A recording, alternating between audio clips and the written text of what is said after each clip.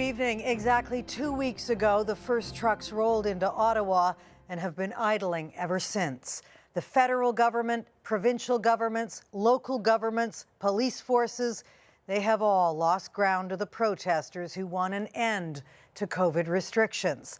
The streets of Canada's capital remain a parking lot for the angry, with demonstrations also hitting vital border crossings in Windsor, Ontario, Emerson, Manitoba, and Coutts, Alberta. Tonight, the U.S. is urging Canadian officials to end the blockades, even offering to help. And late tonight, the Prime Minister convened an emergency meeting with opposition leaders pushing for unity. CTV senior political correspondent Glenn McGregor starts us off from the nation's capital. At their base camp outside the city core, protesters held a ceremony to swear themselves in as peace officers. You can detain and arrest anyone you see breaching the public peace.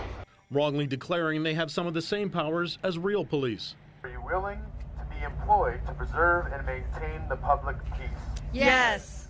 The notion that anyone can deputize themselves grew out of the sovereign citizen movement. Followers believe they are exempt from laws and taxes.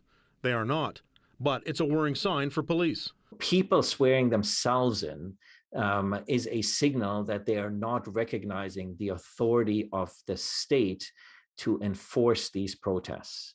With the number of officers on Ottawa streets rising, one protest group is reaching out to law enforcement and military veterans for help. I'm calling Stand 2 for all my brothers and sisters that served to come to Ottawa. Today, a small group of protesters circled repeatedly through passenger drop-off lanes at the airport. Ottawa police are clearing some downtown streets that had been blocked by big rigs. Do you need something specific to a child? Checking in on truckers with kids and writing tickets. On Parliament Hill, a small but determined group remains ready to face them. I will wait till they arrest me and I will go quietly. And maybe I'll sing out Canada while they're doing it. There is nothing I would rather be arrested for than fighting for freedom in my country. Only last week, interim Conservative leader Candace Bergen was encouraging them to continue. Today, a different view. The time has come for you to take down the barricades, stop the disruptive action, and come together. The economy you want to see reopen is hurting. But Bergen also tabled a motion calling on the government to agree to the protesters' demand to scrap COVID measures. The leader of the Conservative Party and her team have been their biggest champions, even promoting their fundraising.